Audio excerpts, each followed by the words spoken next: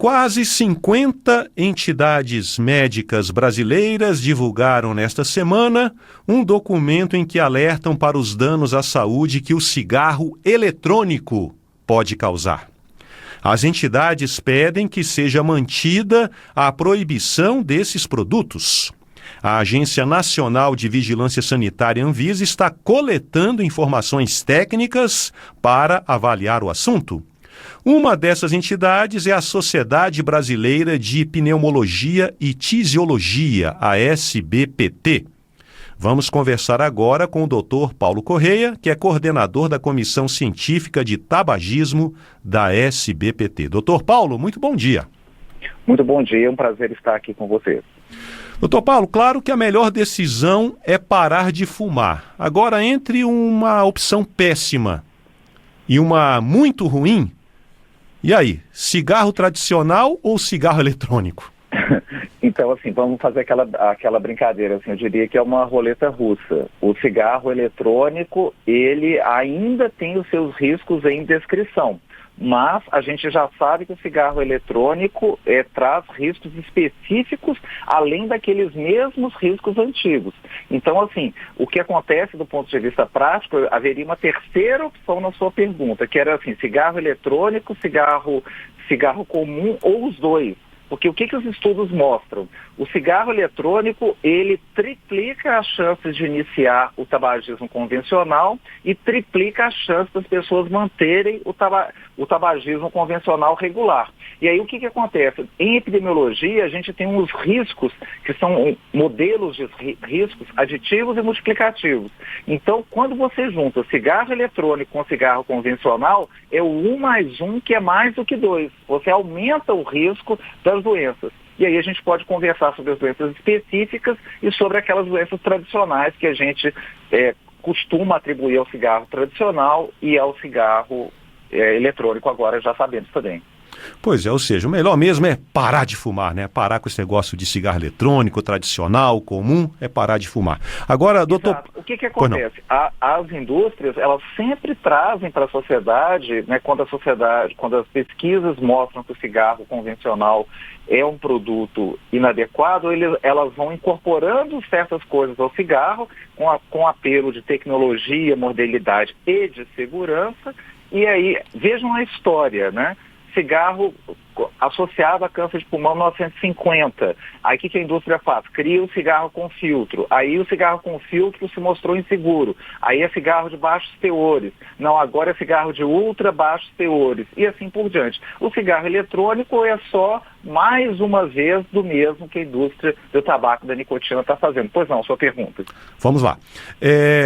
O senhor falou então aí que o cigarro eletrônico, né, ainda está sendo estudado, né, ainda tem estudos ainda em andamento sobre os efeitos disso, né, isso é preciso tempo, né, para maturar esses resultados, mas pelo que se sabe até agora, doutor Paulo Correia, quais são os danos que o cigarro eletrônico causa? O senhor já falou que é uma propriedade mais viciante, né, digamos assim, mas assim, para o organismo, né, o que tem se observado nos usuários de cigarro eletrônico? Então, os cigarros eletrônicos são dispositivos, eles foram criados em 2006, mas já temos 4 gerações de tecnologia. E foi só com as mudanças tecnológicas e a partir de 2010, especialmente a partir de 2015, que eles ganharam esse uso sistêmico e global que tem acontecido. Tem uma fábrica de cigarros americanos, que chama Juul, que ela conseguiu fazer uma coisa. O grande problema dos cigarros eletrônicos é que os fumantes de cigarros tradicionais, eles não tinham satisfação, não tinha nicotina suficiente no cigarro. E quando eles tentavam aumentar a nicotina, o fumante tinha a sensação de aspereza na garganta. E aí o que a Juul fez? Ela descobriu uma forma de aumentar a quantidade de nicotina, que foi a associação com ácido benzoico. Então, ao associar com ácido benzoico, ele conseguiu colocar muita nicotina nos cigarros eletrônicos e não dar aquela sensação de aspereza na garganta.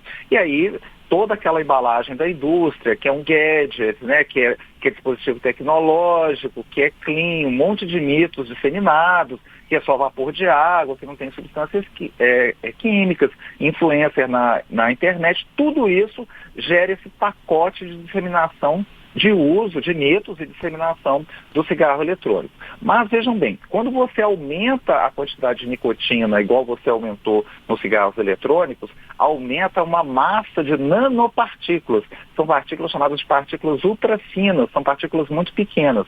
Essas partículas ultrafinas, elas entram pelo pulmão, mas passam para a nossa circulação e vejam vocês, ela vai lá no sistema energético da célula, que é a mitocôndria, já foram encontradas essas partículas de cobre especificamente lá e também chegam no núcleo da célula. Então, essa massa de nanopartículas, ela causa risco cardiovascular agudo, assim, angina, infarto, derrame. Então, existe um grande inquérito comportamental nos Estados Unidos que estão fazendo várias pesquisas com essa grande base de dados e o que eles viram? Os fumantes de cigarro eletrônico, de novo, eles fumam mais cigarros convencionais e o que acontece? Eles, com essa dupla exposição, aumenta o risco deles ainda mais de ter AVC. Então, vejam vocês, geralmente, né, o AVC pode ocorrer cerca de 10 anos antes do usuário do cigarro convencional usual. Então, assim, para esquentar o e-líquido, também tem um filamento, e esse filamento tem metais. Nesses metais, entre os vários, níquel, latão, cromo, cobre eu já falei, o níquel, ele é um carcinogênio, ou seja, uma substância que provoca câncer grau 1 pelo IARC. O nível de níquel nos usuários de cigarro eletrônico é de 2 a 100 vezes maior do que no cigarro convencional. E ele causa câncer de pulmão e câncer de seios da face. Então, assim, mais um mecanismo, mais uma substância que é problemática. Além disso, para produzir o vapor, gente, que não é só vapor de água, são mais de 80 substâncias químicas catalogadas, existe o propileno glicol e glicerina vegetal. O propileno glicol vai gerar uma substância que é o formaldeído, que também é uma substância carcinogênico comprovado para seres humanos. Então, o cigarro eletrônico é um meio totalmente inseguro e que eu brincava no início, é uma roleta russa, porque embora a magnitude, o tamanho do risco não tenha sido descrito, a gente sabe que os riscos são esses. E ainda mais, o cigarro eletrônico traz o risco, já falei das doenças cardiovasculares agudas, angina, infarto, derrame, uma doença respiratória gravíssima, a EVALI. A EVALI foi uma doença que foi descrita nos Estados Unidos em 2019, numa revista super importante, o New England Journal of Medicine, e essa doença ficou eclipsada pela Covid. Por quê? Porque a forma como ela se manifesta clínica e nos exames radiológicos é igualzinho à Covid. Então, a gente tem tosse, tem dor torácica, tem falta de ar, pode ter febre, náusea, vômitos. Ele procura o médico faz a tomografia, ele começa a ter insuficiência respiratória, o médico ele é levado então ao CTI, a intubação, o médico começa a correr os exames contra os vírus, faz PCR para Covid, negativo, faz PCR para influenza, negativa. Ah, gente, o paciente tinha história de fumar cigarro eletrônico. Ah, então isso aqui é EVALI. A EVALI tem um sistema de acompanhamento nos Estados Unidos pelo CDC e ela já matou, o CDC mantém um catálogo, digamos assim, dessas mortes. E a SBPT instou a Anvisa a fazer a mesma coisa aqui no Brasil.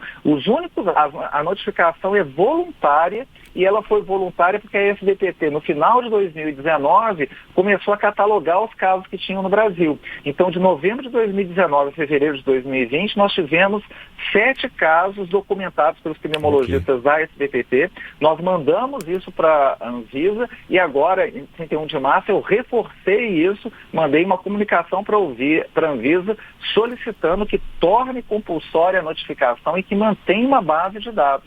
E um outro aspecto importante em relação à tomada pública de subsídios da Anvisa é a notável omissão do Ministério da Saúde. A gente não vê nenhum posicionamento do Ministério da Saúde. É lógico que a Anvisa é uma instituição separada e é ela responsável por isso, mas o Ministério da Saúde tinha que sinalizar para a população em geral: olha, é um absurdo esse negócio de cigarro eletrônico, né? O processo será mantido com a transparência e isenção que a Anvisa faz, mas nós, o Ministério da Saúde tinha que ter se posicionado frontalmente contra o cigarro eletrônico. Agora, ok.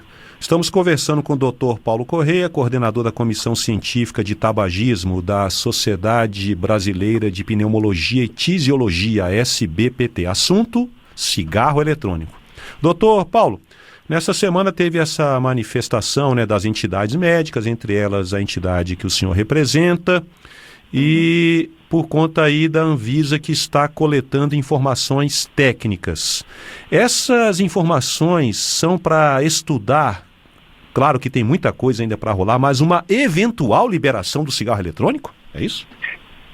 Infelizmente existe essa possibilidade sim, e é por isso que as entidades médicas, né, a SBPT, através da minha atuação da nossa presidente, da Irma Godoy, a gente instou, né, a gente promoveu essa reunião das sociedades médicas em torno de defender a saúde da população. A Anvisa tem um grupo, tem uma diretoria específica que mexe com produtos de tabaco e eles têm um grupo técnico muito qualificado na agência, a GGTAB. Então a GGTAB fez uma coletânea já de toda a informação científica que se dispõe e emitiu um parecer onde ela recomenda como curso de ação para a diretoria da Anvisa de Produtos de Tabaco a opção número 2. A opção número 2 inclui que seja feita a fiscalização, porque na realidade a fiscalização não vem sendo feita, a gente vê a venda disseminada por redes sociais, YouTube, etc. e tal, e que sejam feitas também assim uma interconexão entre as diversas agências, né? Visa Portos e Aeroportos, Visa Estadual, Visa Municipal, Polícia Rodoviária Federal, Polícia Federal, sabe? Todas as instâncias para poder fazer apreensão, já que isso entra no Brasil por contrabando, a gente sabe até a rota do contrabando, entra pelo centro-oeste, pela região sul do Brasil, okay. Inclusive são as regiões que mais consomem cigarro eletrônico, e um outro aspecto importante de fazer campanhas educativas. Então, assim, a Anvisa solicita a contribuição da sociedade, porque é uma agência transparente, e no processo regulatório ela quer saber, né, a GGTAB quer saber se ela deixou de incluir alguma referência, alguma coisa importante. Então, eu pessoalmente estou trabalhando nessa parte das nanopartículas, que é um aspecto bastante importante, não tão conhecido até mesmo pelos médicos, e que é um aspecto bastante importante para reforçar essa questão da proibição em definitivo.